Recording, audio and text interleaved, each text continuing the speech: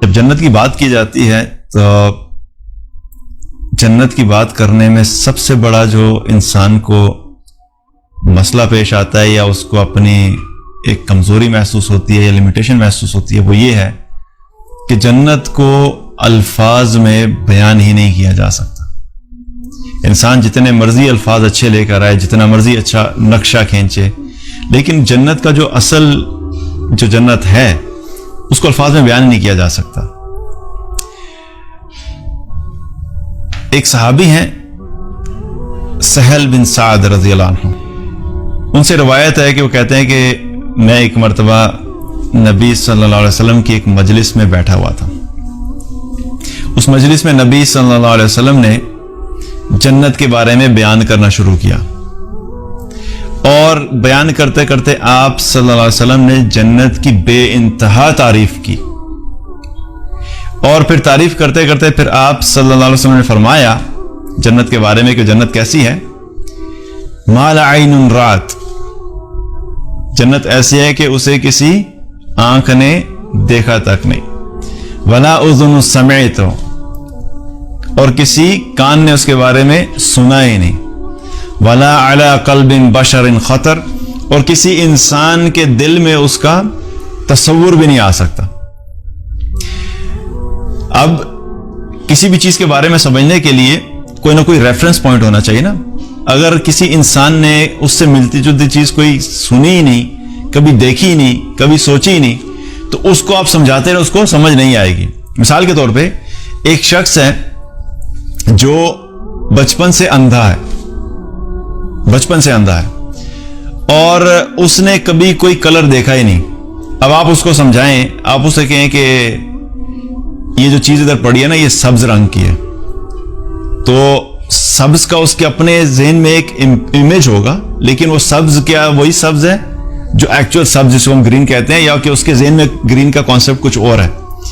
آپ اسے کہیں بھائی یہ گرین کلر کی چیز ہے, تو وہ کہے گا گرین کلر کیسا ہوتا ہے, اس نے دیکھا ہی نہیں. پھر آپ اسے کہیں جو وہ درخت ہوتا ہے نا, درخت کے پتے جو ہوتے ہیں وہ گرین کلر کے ہوتے ہیں, اب اس بیچارے نے تو وہ بھی نہیں دیکھے ہیں.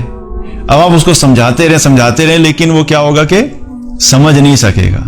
تو ہمارا معاملہ بھی ایسا ہی ہے جنت کے معاملے میں. جنت کی جب ہم بات کرتے ہیں تو جنت کی چیزوں کو سمجھانے کے لیے ہم دنیا کی چیزوں کے ریفرنس دیتے ہیں, صرف سمجھانے کے لیے کہ جنت میں درخت ہے, لیکن جنت کا درخت دنیا کے درخت کی طرح نہیں ہے. جنت میں پھل ہیں, جنت کے پھل دنیا کے پھلوں کی طرح نہیں ہے. جنت میں محل ہے, جنت کے محل دنیا کے محل کی طرح نہیں ہے. جنت میں نہریں ہیں, جنت کی نہریں دنیا کی نہروں کی طرح نہیں ہے, لیکن کیا ہے سمجھانے کے لیے الفاظ ہیں. تو آپ صلی اللہ علیہ وسلم نے کیا فرمایا کہ جنت ایسی چیز ہے کہ جس کے بارے میں کسی کان نے سنا تک نہیں, کسی آنکھ نے اس کو دیکھا تک نہیں, کسی دل میں اس کا تصور بھی نہیں آ سکتا. اور پھر آپ صلی اللہ علیہ وسلم نے ایک آیت تلاوت فرمائی, تتجافى جنوبهم عن المضاجع يدعون ربهم خوفا وطمعا ومما رزقناهم ينفقون فلا تعلم نفس ما اخفي لهم من قرة اعين جزاء بما كانوا يعملون.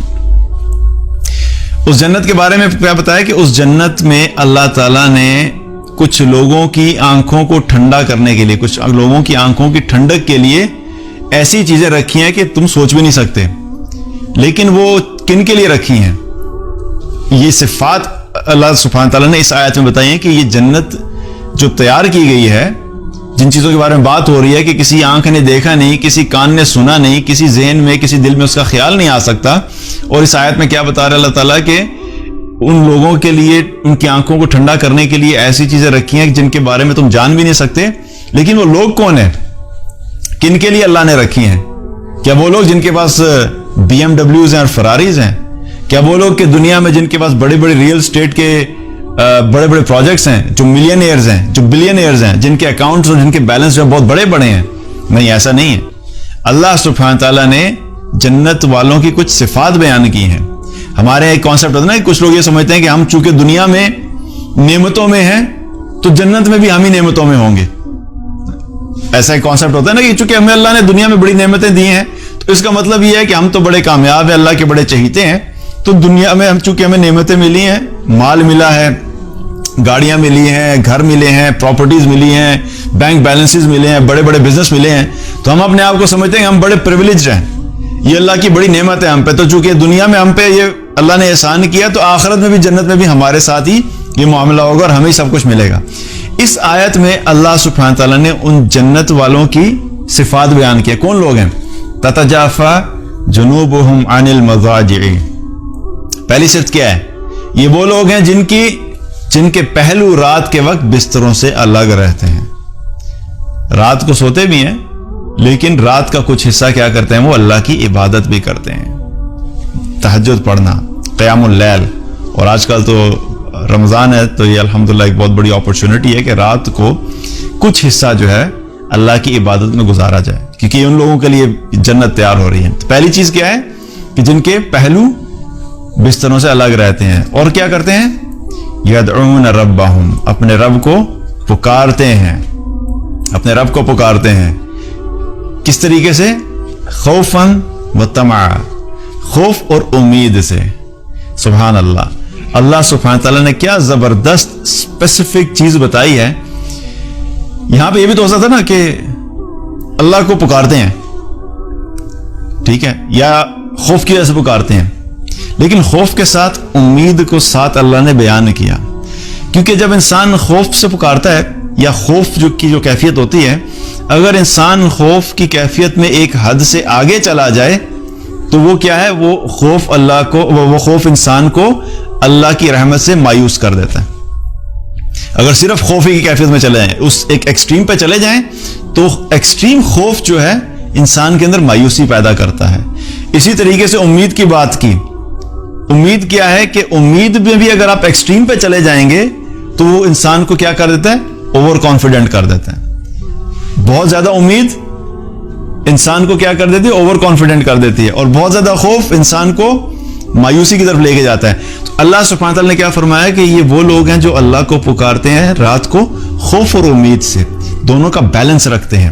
اس چیز کا خوف ان کے دل میں ہوتا ہے کہ اگر میرے اعمال قبول نہ ہوئے تو کیا ہوگا, اگر میرا اللہ مجھ سے راضی نہ ہوا تو کیا ہوگا, اگر میرے اعمال کافی نہ ہوئے تو کیا ہوگا, اگر اللہ نے مجھ پہ رحمت نہ کی تو کیا ہوگا, اگر میرے نامہ اعمال میرے دائیں ہاتھ کے بجائے مجھے بائیں ہاتھ میں پیچھے سے پکڑایا گیا تو میرا کیا ہوگا, اگر جب نامہ اعمال کھولے جائیں گے اور جب ترازو میں اعمال رکھے جائیں گے تو میرا نیکیوں والا پلڑا ہلکا ہو گیا اور گناہوں والا پلڑا بھاری ہو گیا تو میرا کیا ہوگا. تو سب کیا ہے؟ خوف کی کیفیت ہے. انسان کے اندر یہ خوف پیدا ہوتا ہے.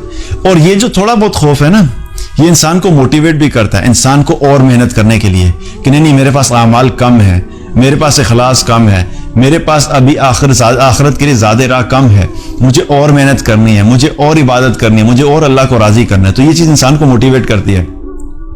تو خوف سے پکارتے ہیں. اور پھر دوسری طرف کیا ہے؟ امید سے پکارتے ہیں کہ جب انسان خوف کی کیفیت میں آگے جاتا رہتا ہے تو پھر فوراً انسان کو امید ہوتی ہے, نہیں میرا رب بڑا رحمان الرحیم ہے, وہ تو معاف کرنے والا ہے, وہ تو چھوٹے چھوٹے عمل کی بھی ہمیں جزا دے گا. یہ سب کیا چیزیں امیدیں پیدا ہو رہی ہیں کہ اس نے اگر 100 قتل کرنے والے کو معاف کر دیا تو وہ مجھے بھی معاف کر دے گا.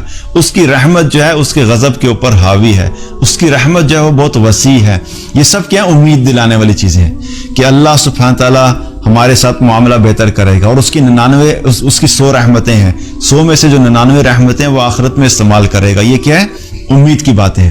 تو انسان جب اللہ کے, یہ وہ لوگ ہیں جو جنت میں جائیں گے کہ جب رات کو اللہ کے سامنے کھڑے ہوتے ہیں, اللہ کو پکارتے ہیں, اور پھر پکارتے بھی کس طریقے سے؟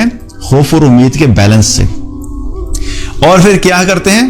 وَمِمَّا رَزَقْنَاهُمْ يُنْفِقُونَ, جو رزق ان کو دیا گیا اس میں سے خرچ کرتے ہیں, اللہ کی راہ میں خرچ کرتے ہیں. اللہ تعالیٰ نے جہاں پہ فرض کیا ہے وہاں پہ فرائض پہ بھی خرچ کرتے ہیں, جہاں پہ نفلی صدقات ہے نفلی صدقات پہ بھی خرچ کرتے ہیں, غریبوں پہ خرچ کرتے ہیں, مساکین پہ خرچ کرتے ہیں, ضرورت مندوں پہ خرچ کرتے ہیں, جو مشکل میں اگر کسی کو قرض چاہیے اس کو قرض دیتے ہیں, اللہ کی راہ میں خرچ کرتے ہیں, اللہ کی رضا کے لیے خرچ کرتے ہیں.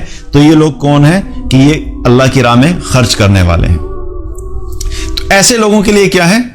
اللہ تعالیٰ نے کیا رکھا ہے کہ ان کی آنکھوں کی ٹھنڈک کے لیے اللہ تعالیٰ نے ایسی چیزیں رکھی ہیں جن کے بارے میں تم سوچ بھی نہیں سکتے. اور پھر آخر میں کیا فرمایا؟ جزاء بما كانوا يعملون, یہ جزا ہے ان کے आमाल के बदले में। यहां पे क्या पता लगता है, जन्नत में सिर्फ ख्वाहिश की बुनियाद के ऊपर नहीं जा सकते, सिर्फ उम्मीद की बुनियाद के ऊपर नहीं जा सकते। हाँ नहीं, मुझे बड़ी उम्मीद है कि बस मैं चूंकि मुसलमान हूं, मैंने कलमा पढ़ा हुआ है, ठीक है, अगर नमाज नहीं पढ़ता, अगर मैंने कोई रोजे नहीं रखे, अगर मैंने कोई कुरान नहीं पढ़ा, मैंने कुरान सीखा नहीं, तो क्या फर्क पड़ता है, लेकिन चूंकि मैं मुसलमान हूं तो बस सीधा जन्नत में चला जाऊंगा। तो यहां पे क्या पता लग रहा है, आमाल की बुनियाद के ऊपर तो आमाल करना जरूरी है, सिर्फ ख्वाहिशात और सिर्फ उम्मीद जो है वो काफी नहीं है। ख्वाहिश और उम्मीद रखनी है, लेकिन उसके साथ आमाल का होना जरूरी है। आमाल होंगे तो अल्लाह ताला ऐसे लोगों के लिए जन्नत में वो कुछ तैयार किया हुआ अल्लाह ताला ने कि अल्लाह ताला इनकी आंखों को ठंडा कर देगा। तो जन्नत का क्या है कि जन्नत ऐसी चीज है कि जिसके बारे में दुनिया में हम तसव्वुर भी नहीं कर सकते। इसलिए क्या है कि हमें मेहनत करनी है कि अल्लाह सुब्हानहू व तआला हमें उन लोगों में शामिल करे कि हम जन्नत में जाने वाले बन जाए, और ना सिर्फ जन्नत में बल्कि जन्नतुल फिरदौस में जाने वाले बन जाए।